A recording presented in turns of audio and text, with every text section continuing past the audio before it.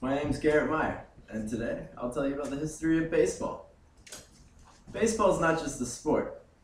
It's not just an entertaining activity to go to on a Friday evening or watch on television. Baseball is America's pastime. It is the one sport that will never die in any situation or fade with any trends. The game has deep historical origins, has evolved tremendously from how these origins began, and even played a part in American history, all while creating legends in the process. Abner Doubleday is sometimes the man credited for the founding of baseball, but that myth has been highly contested and proven incorrect. Abner's story suggests he first created the game in a cow pasture in Cooperstown, New York, and the Mills Commission, who was also appointed by the National League of Baseball in 1909, was appointed to discover the origin of baseball and concluded that the scheme, at least, was devised by Abner Doubleday. However, the Rensselaer Polytechnic Institute researched that these claims to be false. There is no documentation of a Mills Commission confirming their results.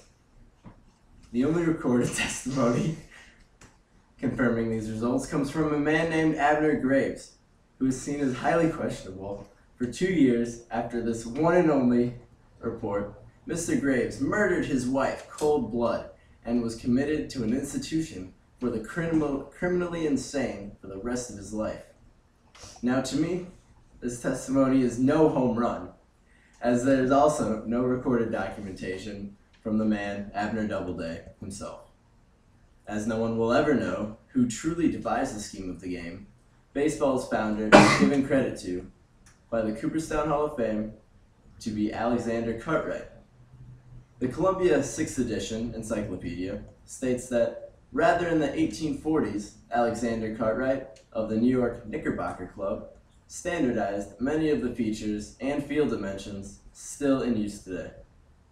Cartwright is the first recorded man of the rules, but the rules evolved and changed as time progressed, and officials saw what worked and what simply did not. Originally, gloves were not used to catch the ball, and only the catcher was permitted to catch the ball by protecting his hand with only a slab of meat. But baseball wasn't hamming it up for too long.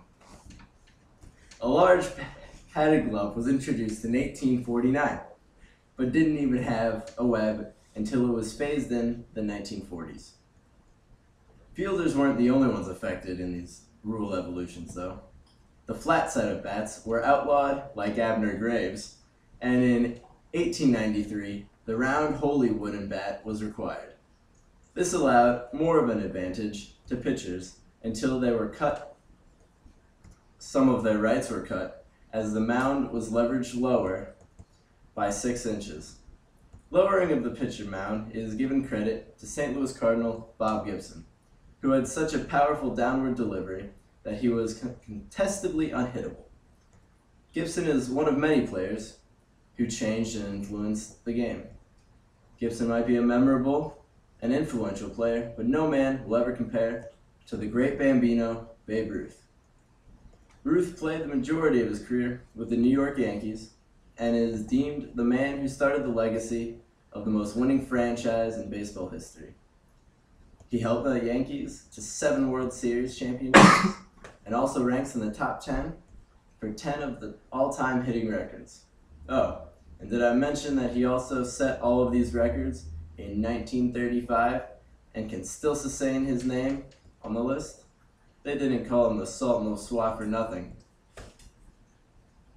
BaseballReference.com lists Babe Ruth as 3rd all-time for home runs in career and also in a single season, while being 2nd for on-base percentage.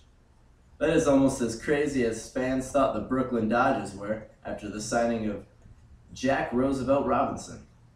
In 1947, Jackie was drafted to the Brooklyn Dodgers not only as a quick second baseman who could get into bed before the lights turned off, but as the first African-American man to play professional baseball.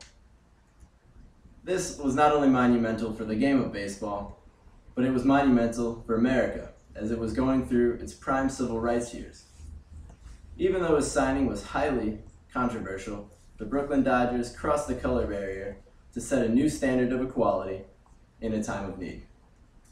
Baseball has deep historical origins, ones that possess the American values as a whole. The game is almost completely different now than when it began, but it is nonetheless enjoyable. Slabs of meat turned into gloves, wooden boards turned into bats, and the mound was lowered 6 inches due to Bob Gibson's domination, along with a plethora of other rules. But from Mr. Cartwright forming the first Knickerbocker League to Jackie Robinson breaking the color barrier, this game has grown with the country and will withstand time until it dies with the country. Thank you.